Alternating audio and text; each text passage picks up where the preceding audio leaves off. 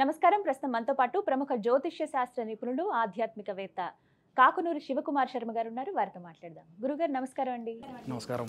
Avira Women's Day special offer 50% off on IUI IVF valid till 8th March. గురుగారు, చాలా వరకు సందేహాలని మీ ముందు ఉంచుతున్నానండి. ఎంతో మంది కామెంట్స్ రూపంలో అడుగుతూ ఉంటారు. స్త్రీలు అసలు శివలింగాన్ని తాకవచ్చా, అభిషేకం చేయవచ్చా అనేది ఒక పెద్ద సందేహం చాలా మందికి. శ్రీ మహాగణాధిపతయే నమః. శ్రీ గురుభ్యో నమః. స్త్రీలు శివలింగాలకి అభిషేకం చేయవచ్చా, అర్చనలు చేయవచ్చా అనేటువంటి సందేహం. తప్పకుండా చేయొచ్చమ్మా. ఇందులో స్త్రీలు శివలింగాలకి తప్పకుండా అభిషేకాలు, అర్చనాదులు కావించవచ్చు. ఇందులో రెండు రకాలు ఉన్నాయి. మొదటి రకం ఏంటంటే బాణలింగాలు, రసలింగాలు అని రెండు ఉంటాయి అన్నమాట. ఈ నర్మదా బాణలింగాలు అంటూ ఉంటారు. వాటికి అత్యంత శక్తివంతమైనవి. అవి న్యాసాలతో కూడి చేయాలి. కాబట్టి ఈ ఆడవారికి వారికి కూడా మనకి స్తోత్రాలతోని ఇటువంటి చిన్న విధానాలతో పూజ చేయడానికి అర్హత ఉంది. న్యాసాలు ఇటువంటివి కూడా అనుష్ఠాన పరులు చేయవలసిన కర్తవ్యాలు. ఇక రసలింగాలు అనంటే మనకి పాదరసాలతో కూడిన శివలింగాలు అంటారు. వీటి రెండింటికి కూడా చేయడానికి అధికారం లేదు తప్ప మిగిలినన్నిటికి కూడా అభిషేకం గావించవచ్చు. లేదా మృత్తికా లింగాలని కూడా ఉంటాయి, మట్టితో చేసిన శివలింగాలు. వీటి అభిషేకం చేయవచ్చు. లేదా ఇతరత్ర శివలింగాలకు కూడా యథాప్రకారంగా శాస్త్రోక్త అభిషేకం చేయవచ్చు. అయితే లఘున్యాసము అని ఉంటుందన్నమాట. మహాన్యాసము కేవలం పురుషులతో చేయబడినటువంటి కార్యక్రమం అది. లఘున్యాసము స్త్రీలు కూడా చేయవచ్చు. లఘున్యాసం అంటే అదొక చిన్న పరమేశ్వరుడికి నీవు ఈ స్థితిలో ఉన్నావయ్యా, నువ్వు మాకింతటి గొప్పవాడివి అనేటువంటి కీర్తిస్తూ ఉండేటువంటి లఘున్యాసము అంటారు. ఆ లఘున్యాసంతో కూడినటువంటి రుద్రాభిషేకాన్ని స్త్రీలు కూడా తప్పకుండా నిర్వహణ చేయవచ్చు.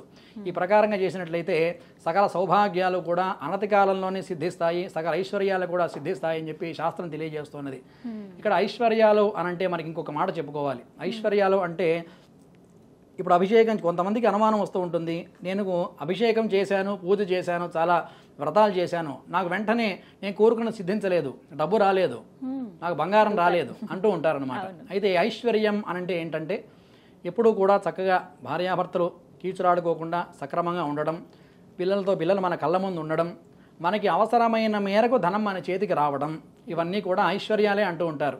కానీ ఇవి తప్ప ఐశ్వర్యాలన్న మాటకి వేరే అర్థం కూడా ఏమీ లేదమ్మా. ఈ ప్రకారంగా ధర్మశాస్త్రాన్ని కూడా యథాప్రకారం తెలియజేసుకొని అష్టోత్తరం చదువుకొని శివలింగాలకి బిల్వార్చన ఆడవారికి చేసినట్లయితే సమస్త దోషాలు కూడా తొలగిపోతాయి అని చెప్పి బిల్వాష్టోత్తరం ఉంది. దర్శనం బిల్వవృక్షస్య స్పర్శనం పాపనాశనం అఘోర పాప సంహారం ఏకబిల్వం శివార్పణం అని చెప్పారు. అయితే దర్శనం బిల్వవృక్షస్య, ఒక్కసారి బిల్వవృక్షాన్ని చూస్తేనే మనకి పాపాలన్నీ పటాపంచలైపోతాయి. స్పర్శనం పాపనాశనం, ఒక్కసారి అలా ముట్టుకుని ఒక బిల్వాన్ని శివలింగం దగ్గర మనం వేసి పూజ చేసినట్లయితే మనకి 7 జన్మలు చేసినటువంటి పాపాలన్నీ కూడా పటాపంచలవుతాయి, దగ్ధమైపోతాయి అని చెప్పి సాక్షాత్తు పార్వతీదేవికి పరమేశ్వరుడే వివరించారని చెప్పి లింగ పురాణంలో తెలియజేశారు. ఈ విధంగా స్త్రీలు కూడా తప్పనిసరిగా అభిషేకాలు, అర్చనలు కూడా శివలింగానికి చేయవచ్చమ్మా. గురుగారు, అలాగే శివరాత్రి రోజు ఉపవాసం చేసేవాళ్ళు ఎటువంటి నియమాలు పాటించాలి? కొంతమంది మధ్యాహ్నం భోజనం చేస్తారంటే అన్నం, పప్పు ఇలా తీసుకుంటూ ఉంటారు, అని తీసుకుంటారు. సాయంత్రం పూట మాత్రం ఫ్రూట్స్ తీసుకుంటారు. కొంతమంది ఏమో మధ్యాహ్నం ఏమి తీసుకోకుండా కేవలం సాయంత్రం మాత్రమే ఫలాలు తీసుకుంటారు. ఇలా ఉంటారండి, పలహారాల వరకు మాత్రమే. కొంతమంది టీ, కాఫీ, పాలు ఇవి మాత్రమే తీసుకుంటారు. ఇలా అంటే ఏ విధంగా అసలు ఉపవాసం చేయాలి, ఎటువంటి నియమం ఉంది? తప్పకుండా అమ్మ. ఉపవాసము అనేటువంటి దానికి, ఆ పదానికి అర్థం మనం తెలుసుకోవాలి. ఆవాసము అనంటే, ఉపవాసం అంటే అందరూ అన్నం మానేస్తే చాలు ఉపవాసం అని అనుకుంటూ ఉంటారు. అయితే ఆవాసము అంటే పరమేశ్వరుడికి దగ్గరగా నివసించుట అనేటువంటి అర్థం ఉంది ఉపవాసం అనేటువంటి వాక్యంలో. అయితే ఉపవాసం ముందు రోజు రాత్రి నుంచి చేయాలని శాస్త్రం చెప్పింది. శివరాత్రికి ముందు రోజు నుంచి. అయితే ఎందుకు, అది సైంటిఫిక్ రీజన్ కూడా ఉంది దానికి. మన శారీరక ఆలోచనలు కూడా గ్రహించి ఋషులు, మునులు అందరూ కూడా ఈ విధంగా ప్రవేశపెట్టారు. ముందు రోజు రాత్రి బాగా కడుపు నిండా భోజనం చేసేసామనుకోండి, మరుసటి రోజు మనకి గడబిడవ్వదు, కడుపులో ఇబ్బందిగా ఉంటుంది. కాబట్టి స్వల్పాహారంగా తీసుకుంటూ ఉండాలి ఆ యొక్క సాయంత్రం. దానికి జాగరణ అనేటువంటి, ఆ రోజు చక్కగా నిద్రపోవచ్చు. మరుసటి నాడే చక్కగా ప్రారంభంలో ప్రాతకాలం నిద్ర లేచి ఆ యొక్క శివార్చన కావాల్సిన విధి విధానాలను ఏర్పాటు చేసుకోవచ్చు. ఇక ఉపవాసము అనంటే ఉండగలిగిన వారు మధ్యాహ్నం లింగోద్భవ కాలం దాకా, ఆ రోజు రాత్రి 12:30 దాకా కూడా ఉపవాసం చేయవచ్చు. లేదనుకోండి, చక్కగా ఒక క్షీరం అంటే పాలు, ఫలాలు, మితంగా తీసుకోవాలి, అది కూడా భోజనంలాగా తీసుకోకూడదు.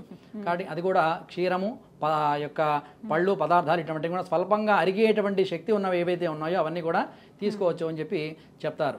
ఇక్కడ గర్భిణీ స్త్రీలు, చిన్నపిల్లలు వీళ్ళకి ఉపవాస నియమం వర్తించదు అని చెప్పి శాస్త్రం తెలియజేస్తూ ఉన్నది.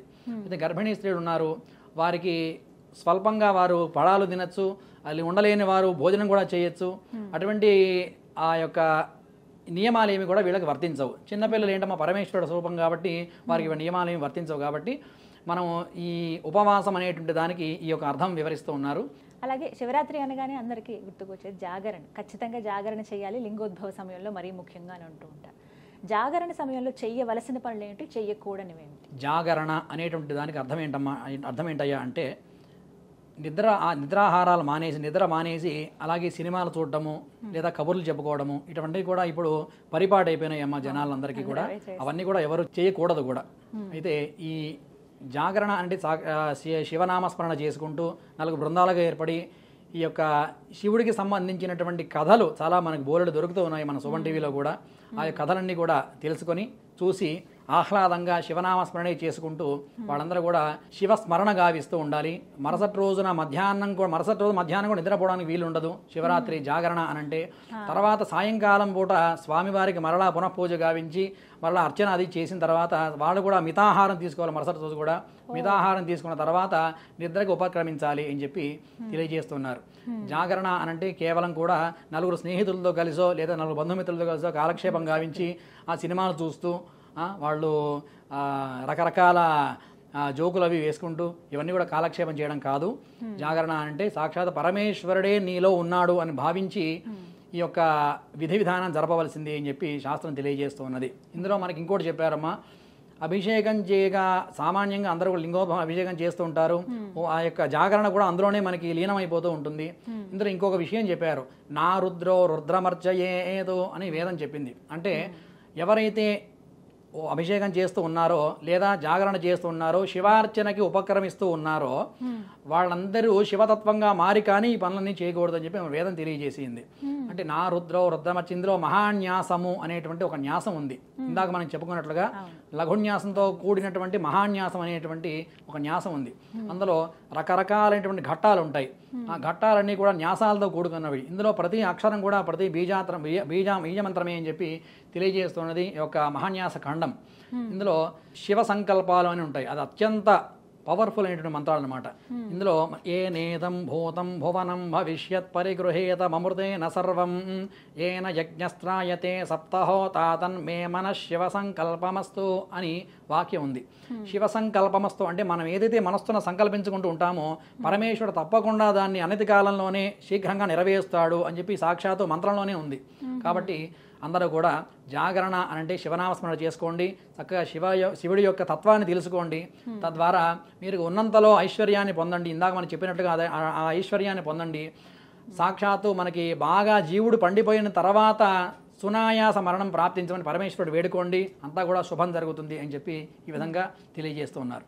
అలాగే గురుగారు, ప్రత్యేకించి శివరాత్రి రోజున ఏ ద్రవ్యంతో ఆ శివయ్యకు అభిషేకం చేస్తే మంచిది అంటారు? శివరాత్రి రోజున ముందుగా అత్యంత విశేషమైనటువంటిగా పంచామృతాలు తెలియజేశారమ్మా. పంచామృతాలు గోక్షీరము, ఆవు పాలు, పెరుగు, తేనె, పంచదార, నెయ్యి, ఈ 5 ద్రవ్యాలతోటి పరమేశ్వరుని అభిషేకం చేసినట్లయితే అపమృత్యు పీడ తొలగిపోతుంది అని చెప్పి చెప్తారు. అపమృత్యు పీడ అనంటే ఏంటి? మనకి మనిషి ఆయుష్ 120 సంవత్సరాలు. ఆ 120 సంవత్సరాల్లో ఇప్పుడు అందరూ 120 సంవత్సరాలు బ్రతుకుతున్నారమ్మా? ఎవరు బ్రతకట్లేదు. కాబట్టి పాపం వాళ్ళకి ఏంటంటే 50 ఏళ్ళకి ఏదో ఇబ్బంది వస్తుంది, మంచాన పడుతున్నారు. స్వామివారు ఇదే కోరుకోవాలి మనం, అయ్యా స్వామి పరమేశ్వర నాకు నోట్లో ముక్కులో గొట్టాలు పెడుతూ ఉన్నారు ఇవాళ, కాబట్టి అవన్నీ కూడా అంతటి మరణం నాకు ప్రాప్తం చేయకుండా సునాయాసంగా మరణించేటట్లుగా నన్ను అనుగ్రహించవలసింది ఆయన అని చెప్పి విధంగా కోరుకోవాలి. ఇవాళ మనకి పూర్తి ఆయుర్దాయం ఎంతయ్యా అంటే 70 సంవత్సరాలుగా చెప్పుకోవాల్సిన పరిస్థితి వచ్చింది. కాబట్టి ఈ పంచామృతాలు ఎవరైతే పరమేశ్వరుడు భక్తి శ్రద్ధగా ఆచరణ చేస్తూ ఉంటారో వాళ్ళందరికీ సంపూర్ణ ఆయుర్దాయం కర్మానుసారంగా కలుగుతుంది అని చెప్పి ఈ విధంగా చెప్తారు.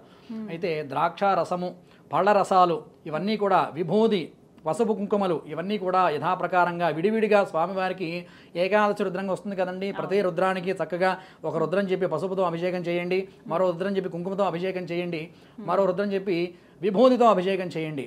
తద్వారా ఏంటంటే ఈతి బాధలు తొలగిపోతాయి. ఎవరైతే ఇంట్లో అశాంతి నెలకొంటూ ఉంటుందో అశాంతి అంతా కూడా వెంటనే ఈ యొక్క రోజులు ఎదురు చూడాల్సిన అవసరం లేదమ్మా. మరుసటి రోజే గమనించండి, మీరు అంతా కూడా శాంతి చేకూరుతుంది. ఆ యొక్క ఇంటిల్లిపాది కూడా సుఖంగా సంతోషంగా ఉంటారు. ఈ ప్రకారంగా అభిషేకం చేస్తూ ఉండండి. పళ్ళ రసాలతోనూ విభూతితోనూ పసుపు కుంకాలతోనూ గంధాభిషేకం కూడా చేయొచ్చు అని చెప్పి రకరకాల శివయ్యకి అభిషేకం ఏది చేస్తే తీసుకోవడం అనేది ఏం లేదమ్మా. ఏ వస్తువుతో చేసినా తీసుకుంటాడు. చివరికి అవి ఏమి లేదయ్యా, కేవలం నీళ్లే నా దగ్గర ఉన్నాయంటే ఆ నీళ్లతోనే చేయరా అభిషేకం అని చెప్పి నేను సంతోషిస్తాను, నీకేం కావాలో ఇస్తాను అని చెప్పి సాక్షాత్ పరమేశ్వరుడే మనకి తెలియజేస్తున్నట్టు ఘట్టాలు చాలా ఉన్నాయమ్మా. అలాగే జాగరణ సమయంలో ప్రత్యేకించి పఠించవలసిన శ్లోకం లేకుంటే మంత్రం అండి. ఎందుకంటే చాలామంది గుళ్ళకు వెళ్ళే వాళ్ళకన్నా ఇళ్లల్లో ఉండి పూజా మందిరం దగ్గర కూర్చునో లేకపోతే వాళ్ళ ఇంట్లో అభిషేకాలు చేసుకుంటూనే చాలామంది జాగరణ చేస్తూ ఉంటారు. అలాంటి సమయంలో పఠించవలసిన మంత్రం ఏమిటండి? జాగరణ చేసే సమయంలో ఒక శ్లోకం ఉందమ్మా, అద్భుతమైన శ్లోకం అది.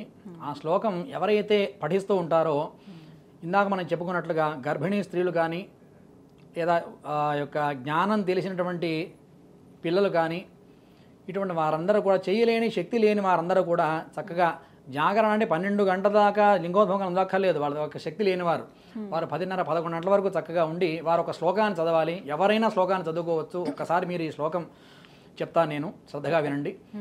ఆత్మాత్వం గిరిజామతి సహచరా ప్రాణా శరీరం గృహం పూజాతే విషయోపభోగరచన నిద్రా సమాధి స్థితి సంచార పదయో ప్రదక్షిణ విధి స్తోత్రాణి సర్వాగిరౌ యద్యత్కర్మ కరోమి తత్తదఖిలం శంభో తవారాధనం అని ఈ శ్లోకం. దీనికి అర్థం ఏంటంటే, ఆత్మాత్వం గిరిజామతి, నా యొక్క ఆత్మ స్వామి పరమేశ్వర నీవే నా ఆత్మ.